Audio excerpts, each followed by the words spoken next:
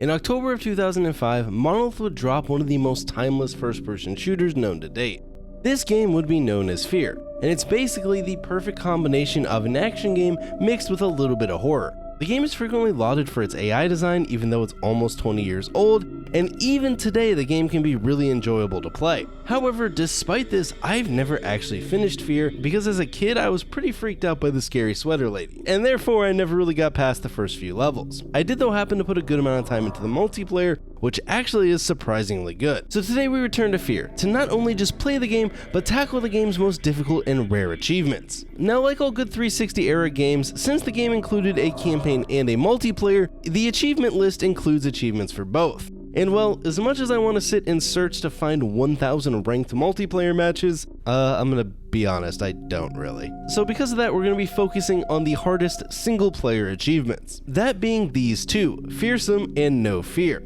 Fearsome is awarded for completing the campaign on Extreme, and No Fear is awarded for beating every instant action map on Extreme, which are like these little added on levels that came with the console versions of F.E.A.R. Extreme and F.E.A.R is no joke though, as not only do you have to avoid quitting due to the copious jump scares, the difficulty hike is no jump either, with enemies doing 120% damage compared to the damage that the player does, which is in stark contrast to the 25% that they do on low difficulty. On top of this, F.E.A.R also utilizes med packs instead of the more common regenerating health that we see today, so you have to make sure you're scavenging the level finding enough med packs, or else you literally can just run out and become semi-stuck on a section. So seeing as I never finished the game, Extreme seemed like the perfect difficulty to try it on. The game opens up with some exposition to give you a very basic gist of what's going on. Basically, the first encounter assault recon unit, F.E.A.R, is responding to the paranormal threat, and you are playing as the point man who is actually on their first assignment. This first mission is basically just a glorified tutorial teaching you how to move your character around,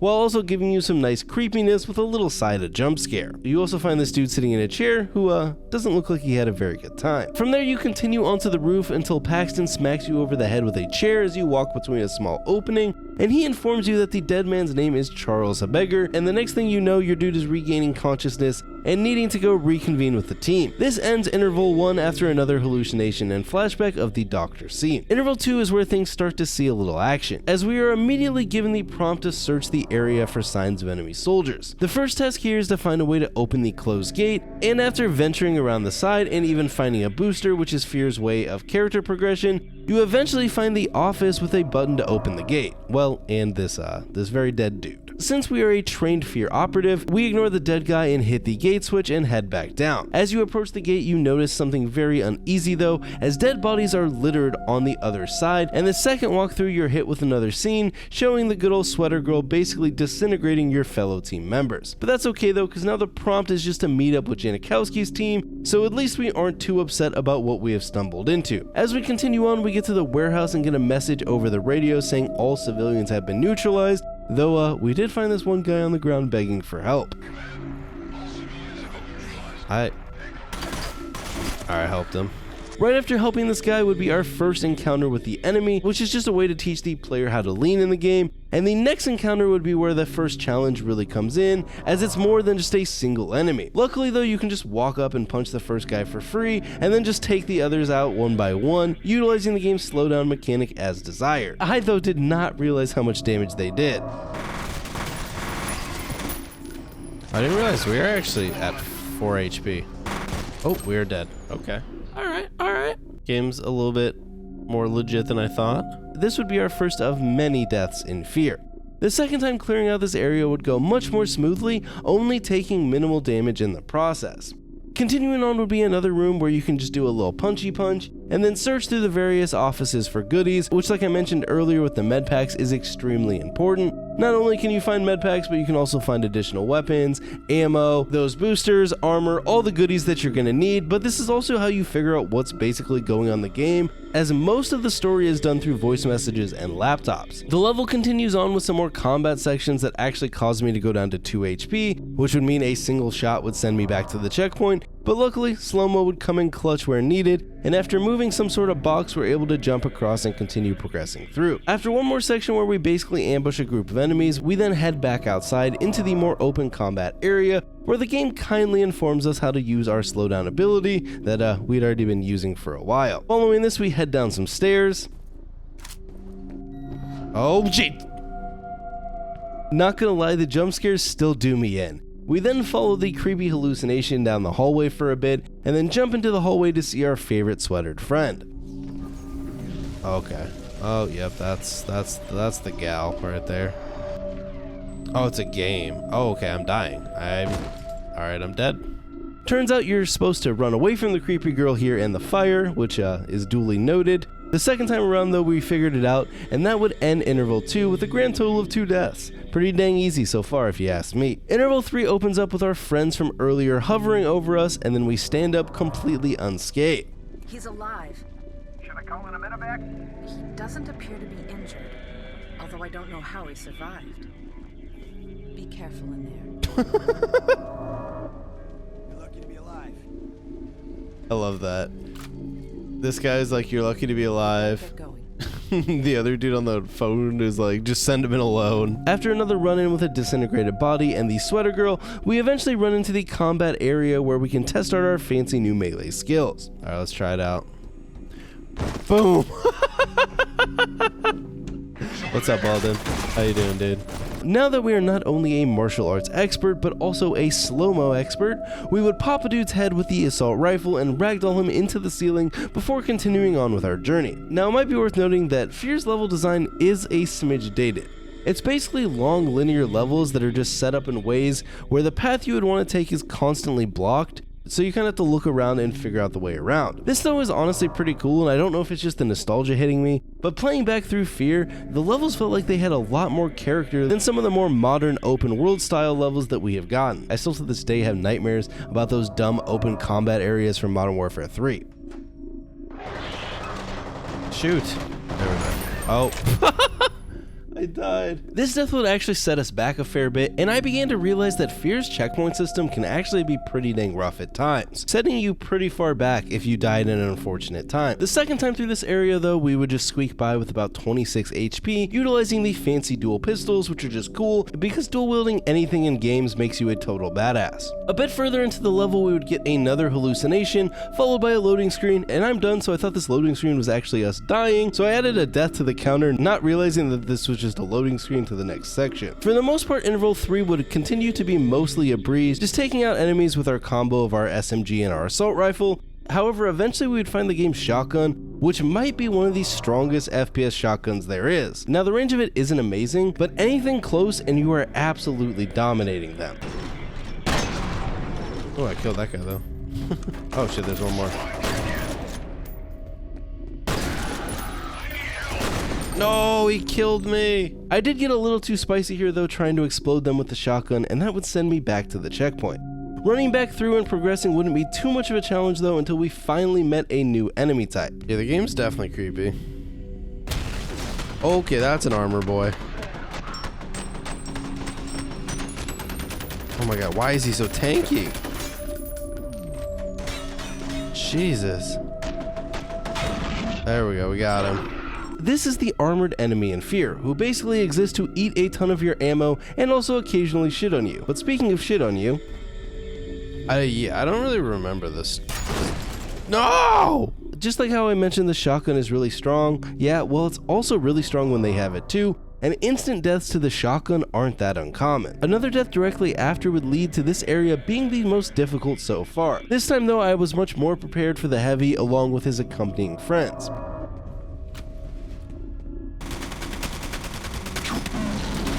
Alright, we got him. After clearing them out, we would pick up a new weapon off their body, which is effectively a super fancy nail gun, which is actually pretty fun to use as you can literally pin enemies to the wall. And then we went and did a bit of F.E.A.R's puzzles, if you can call them that. Oh, Jesus Christ, okay. Oh, this guy is definitely not alive. Oh.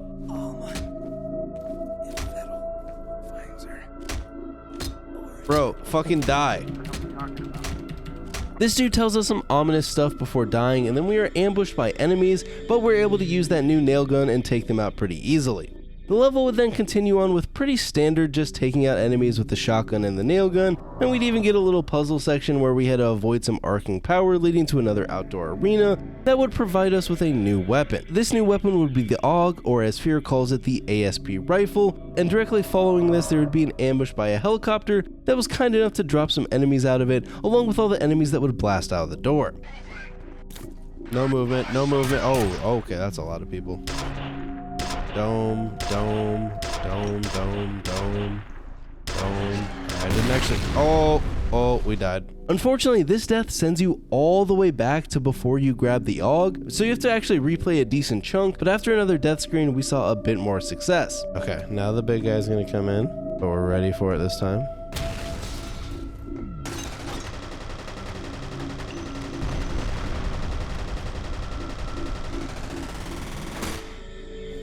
Did I kill him? I did not kill him.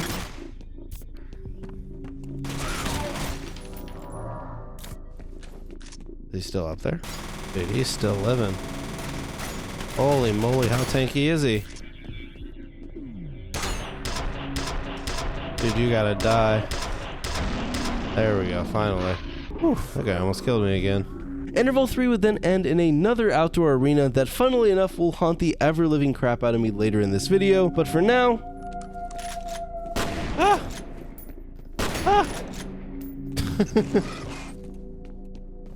Oh my god. Bro, die. I have 2 HP, this is BS. Okay, whew, we got him. Literally killed him with 2 HP.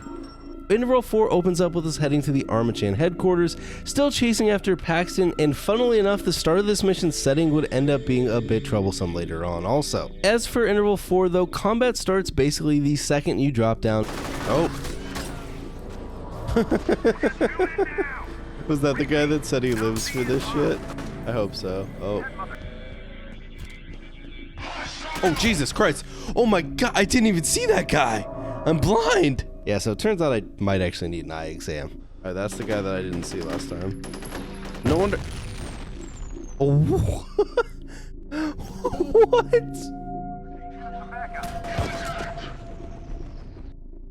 Yeah. Eventually, after a few more deaths though, we would clear out the first combat area, so progress was moving again, and with only 12 deaths so far, F.E.A.R really hasn't been too bad. I did try and wallbang a guy though in F.E.A.R, and... Can I shoot through the floor?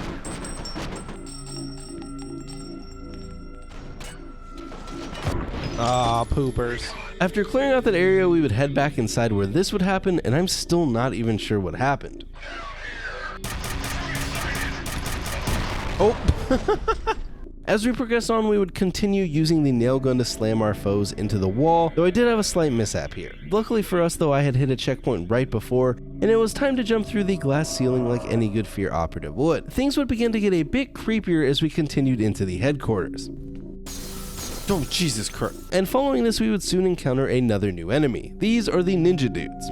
Now these guys are no joke and are a big reason why Extreme can actually be pretty difficult, as not only do they jump around like ninjas, they can also go invisible on you if you don't kill them fast enough. Basically, the best way to deal with these dudes is to just hit slow-mo the second you see them and just pump them full of a ton of lead before they have the chance to run off, as they're always sitting in the same spot on the level. Our second attempt at fighting them went a bit better using the strategy, and we made sure to teabag them afterwards. As we continue through the headquarters, we would run into this fat guy named Norden, who certainly wouldn't screw us over later on many occasions. For now though, he would help us get into the network and task us to go shut down the security system so that he could help us. And in the meantime, you know, instead of coming with us to help, he would just sit there and eat some Cheetos. Nothing would cause too much of a problem as we made our way over to disable the security system, but of course we got ambushed right as we hit it.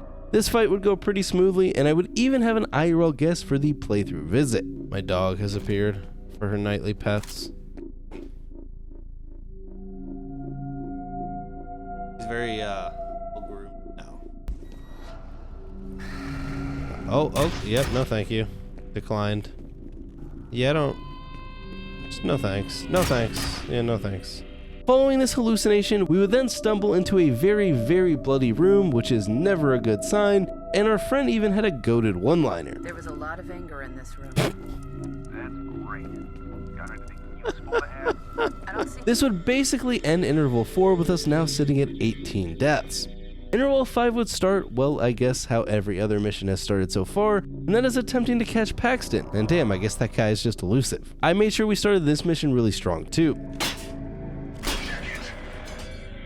Oh, Jesus. Oh, God, I pissed him off. After that though, we were able to make some pretty good progress just spraying down enemies as we saw them until we found this dude with a bomb strapped to him tied up to a chair.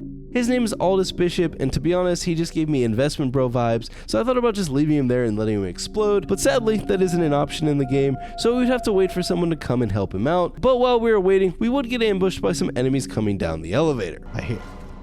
Oh, God. Oh, shit. Oh. Ah. Okay. Oh, dude, they domed me. This fight would end up being no joke and lead to multiple different deaths. Jesus, dude, they melt you. Shit, we're getting shot. We're getting shot. 30! Fuck. But eventually, we figured it out and even had to take on a heavy boy at the end. Oh, of course, there's a armored guy. Okay, hold on. We can do this.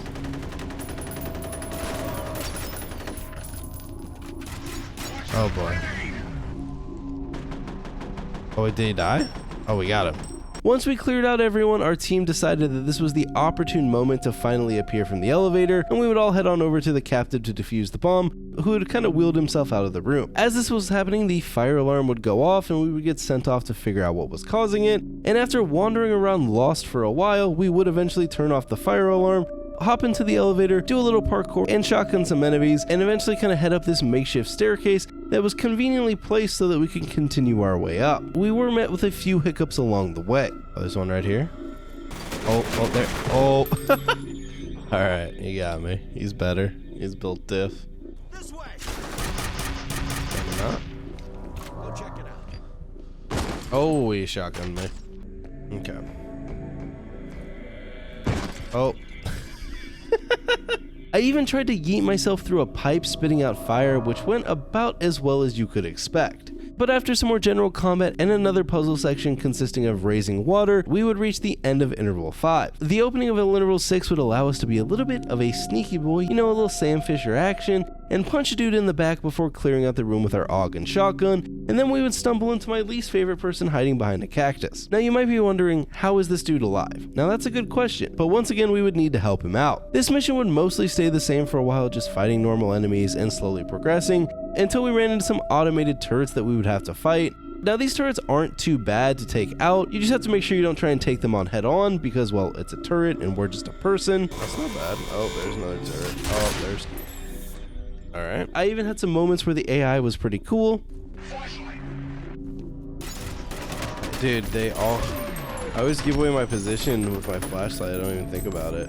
And as we continued on, we would stumble into a dead body with a particle cannon next to it, which is effectively F.E.A.R's sniper, and while the ammo for it is scarce, it is very strong. From there we would enter the security room where we could see enemies walking, and if you hit activate you can actually take control of one of the turrets from earlier and just completely mow down a ton of the enemies, which is pretty fun for a little change of pace. The mission would then mostly just continue on like this, clearing out the very offices and floors with the turrets here and there, and as we got further up we would get a hallucination of Paxton. A bit further on we would stumble into a group of ATC security fighting the other enemies, and we would proceed to shoot the AT security in the back before clearing out the rest of the room, including an armored enemy that would pop up and allow us to finally test the particle cannon on it. From here we would receive a radio message to try and locate Alice Wade, and that is what we would set out to do. As we headed on to whatever this is outside, we would see a helicopter fly over us and then drop off a mech that we would have to fight. I'm about to die. Yep. Now these mechs are no joke. Not only are they tanky, but their missile launchers can also easily take out all of your health on extreme. Our second attempt though at fighting him, we practiced a little COD kid, a little snaking action.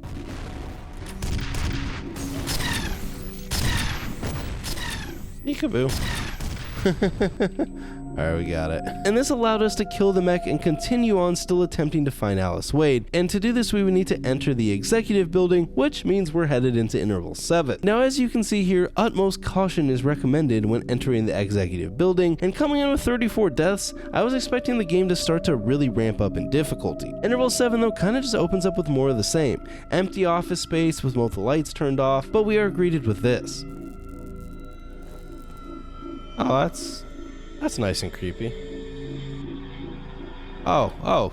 Following this, an elevator would open up for us, and like all good people in a scary movie, I would just go ahead and hop right on in, only to have all of the lights cut out on the way up, but at least the elevator would open up to a regular floor. As we would explore this floor, we would find a ringing phone and blood dripping down from the ceiling, so you know shit is about to go down. Also, according to this clock, it is roughly 1:15 a.m. I'd imagine, or maybe this is just a random clock. From here, we would then traverse up the elevator shaft and eventually get into a gunfight in this lobby area. The fight though would be pretty easy, as a well-placed grenade and then some AR fire would make easy work of the collection of enemies in the area, and directly up the stairs from there would be a couple more enemies that didn't pose too much of a threat. We would then just continue fighting our way through up to another security camera where we opened up a gate that we could go back and head through it. We even got to take control of another turret and mow down a good 10 to 20 enemies. And you know what? Like I said, turret sections might have been overdone during this generation of games, but they can kind of be low-key fun in very small portions like in F.E.A.R. Nothing too much of note would happen as we continued through the office for a bit until we would finally find and free Alice,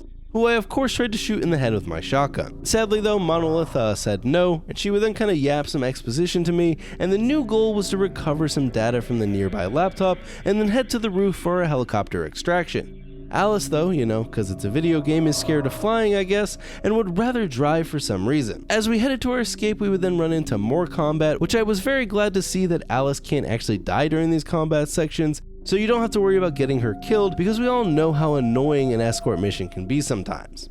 This would get us to the elevator, but of course something has to go wrong, so the elevator would proceed to be stopped on multiple floors, where we would have to hop out and clear out all the enemies before getting back in and continuing up. After a couple of these though, when we were outside of the elevator, some creepy music would begin to ramp up, and you knew something was about to go down. What's going on? What happened to the power? I'll wait here. Thanks. Oh, yup. For us, now that the elevator was gone, we would need to continue back up the stairs and once again attempt to find Alice, who we would actually run into on the roof, though Alice had no recollection on how you got separated. From here, the rescue chopper that was supposed to pick us up would actually get blown up, and rather than, sticking with the dude who has guns and can slow down time and fight off all the enemies, Alice would hightail it out of there to the garage, leaving you to clear out the enemies that came in on their chopper. But hey, you know what? I guess she was right about not wanting to get into the chopper. This fight though was pretty straightforward, and back into the building we went. Die? Perfect. Oh, I don't have any med packs. Oh god, there's people below me. Yep. I was like, this might be a reset. After getting a bit caught off guard and dying a few times to the dudes from the elevator, we would clear them out on the third try. A little bit further into this level, we were introduced to a new enemy, which are these little drone dudes that fly around and shoot lasers at you. What the heck are these things? Oh, they are robots that dumpster me. These honestly might be the most annoying enemies in F.E.A.R, as it's actually pretty hard to avoid taking damage from them without using slow-mo. This would end up being probably one of the hardest sections in the base game, as the distance between checkpoints was pretty far, and we would have to clear out multiple different rooms of the drone boys, dying a lot and learning in the process. Oh, okay, alright. Maybe? No, I'm gonna die. Oh, there's a guy above me, and then there's gonna be another one of the robots. Aha. The question is, oh, there it is. No. Yo, if it that is bullshit. That is f***ing bullshit.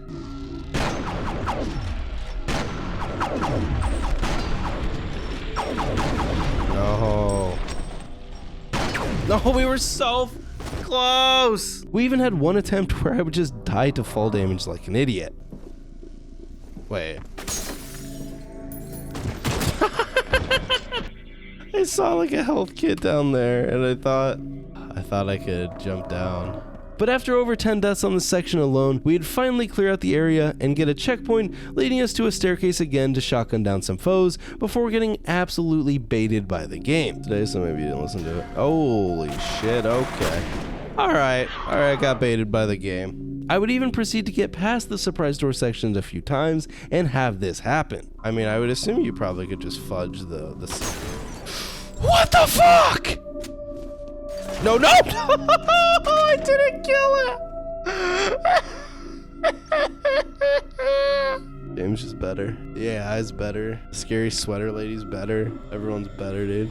Skill issue indeed. I'm gonna go play My Little Pony next. That's the next video. My Little Pony Summertime Adventure. After cleaning out this area, we would turn the lights back on and hop into the elevator once more, finally getting us to the parking garage, which of course would throw some foes at us, but nothing too much of note, and we would finally once again get back to the roof. Oh Jesus. Oh, these are my friends. He scared the shit out of me, dude. And that would end Interval 7, now cranking that death total up to 51. Interval 8 would once again have us attempting to save Alice from the Arrrash facility, but of course this wouldn't go smoothly, as the mission would open with our helicopter being shot down. We would end up losing the pilot, but the others in the helicopter would survive, and just like normal, the radio would inform us that we're going in alone, but not before some very cringe flirting from our injured friends. Just let me know if you need a little mouth to mouth. Don't make me laugh. You think I'm joking? I feel sorry for you if you aren't. The first combat section would have us sneak up on some enemies, and eventually after clearing that group out and a handful more enemies, a mech would actually show up and try to kill us, and in this tiny house, it was actually a lot more difficult to deal with than I was anticipating. I think one of the mechs is upstairs. By upstairs, I mean right in front of us. Alright, hold on. I think we tricked it. Oh, wait. Oh, yeah, we got it. As we would continue through this abandoned facility or whatever it is, we would get a prompt to locate the industrial compound, and directly after, we'd see Alice just standing there with none other than Paxton behind her. Is this who you're looking for? She smells nice. Chasing after them would lead to a few more combat sections, and these dudes would then crash their van through a wall before hopping out like the Kool-Aid Man, unscathed, trying to kill us. After clearing them out, this was then followed by a couple more sections where a van would attempt to run us over, but they didn't really do a good job, and in one case they even ran themselves right off the roof. As we would head into the facility, we would then kill some more enemies and get possession of the repeating cannon, which is a very strong gun and probably my favorite gun in the game, that sort of just shoots out blasts of energy that can take out enemies in just a few shots. Oh, Jesus Christ.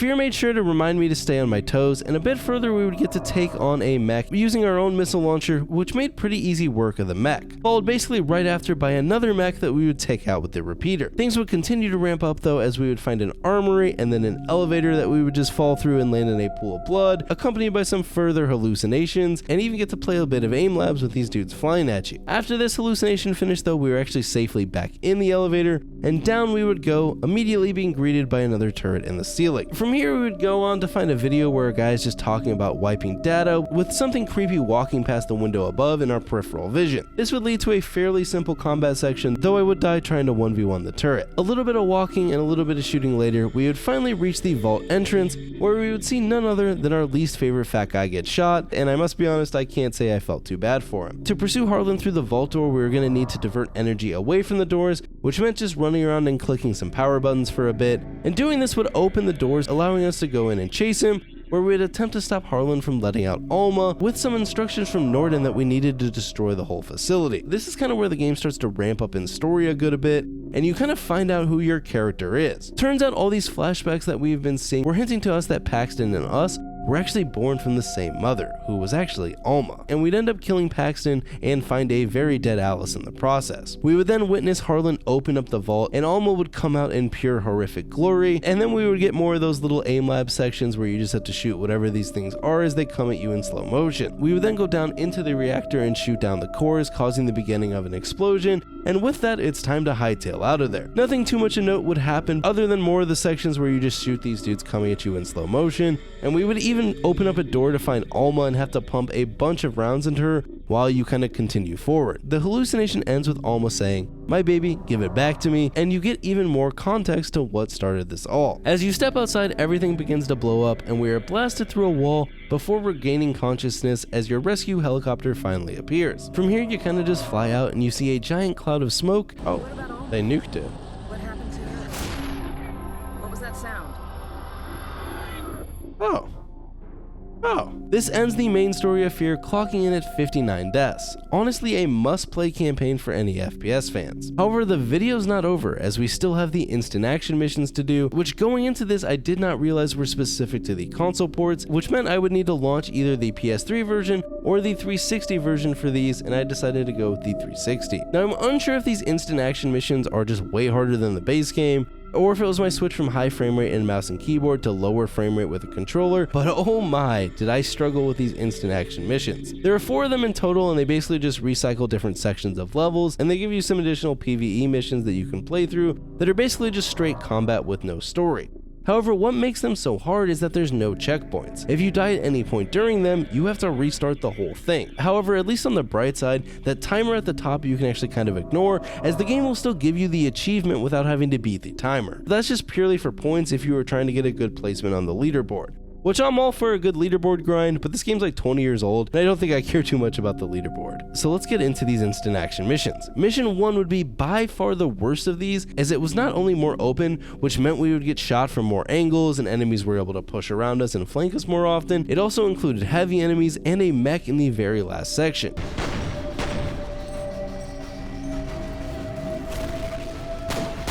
No! He's gotta be low though, right? That did not work like I had anticipated. Oh,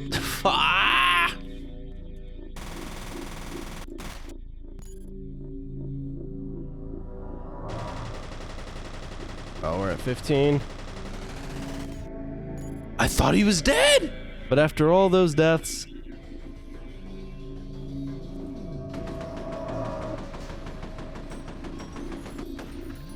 yo, we did it! We did it! To put into perspective how much I struggled on this, we died 59 times on the main campaign. By the time I finished this first instant action mission, we were at 105 deaths. Mission 2 would be a lot easier than the first one, though it would still pose a threat, especially at the very end, where heavy wielding one of the particle weapons can completely ruin your day. But finally, after like an hour later, we were able to complete it.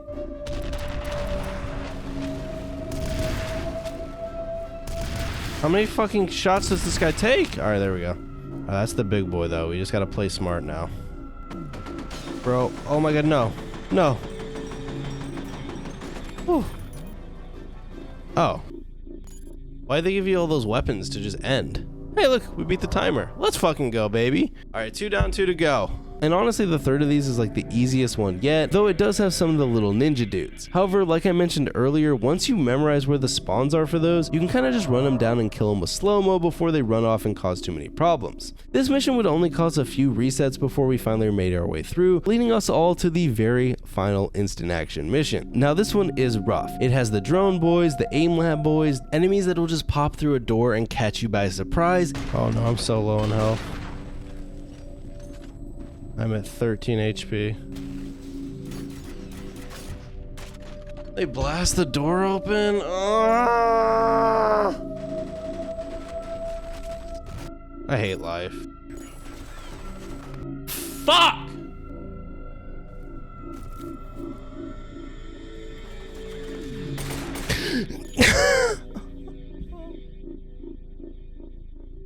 And even an enemy that has a missile launcher at the very end.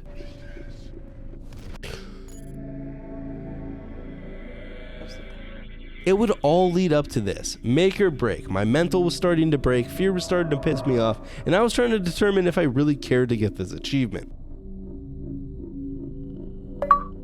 Oh, we did it. Oh my god. Holy... I hate that thing. I absolutely, dude, the instant action missions, oh my. Whew. Alright, we're done. That's F.E.A.R, baby. We did it. F.E.A.R Extreme, both the campaign and instant action levels were now complete. Overall, this is an amazing game that I would recommend to either any FPS fan or even fans of the more horror genre. Though I could take or leave the instant action levels, they didn't really add a whole lot to me, and if I was to go back and not do this for a video, I wouldn't bother playing those. If you made it this far into the video, you're an absolute legend. Now I know we did this one a little bit funky by playing the campaign on PC and then swapping over to a 360 emulator for the instant action levels. In the future, I'll probably just try and stick to one platform that has all the achievements that I can unlock on it. But what happened with this one is F.E.A.R is kind of this weird game where it's on Steam, but it doesn't actually have Steam achievements, even though I'm pretty sure that feature existed when F.E.A.R came out on Steam. It just doesn't have achievements for whatever reason. That said, I guess we're kind of a fraud, right? But anyways, I hope you enjoyed the video. It was a ton of fun to play and stream and all that good stuff. Let me know what challenge or achievement you kind of want to see next. Before we leave, I also want to give a huge shout out to all my supporters, especially those who are supporting over on Patreon. If you want to support me monetarily, it's probably one of the best ways to do it. And with that said, like I said, I hope you enjoyed the video, and I'll see you all next time.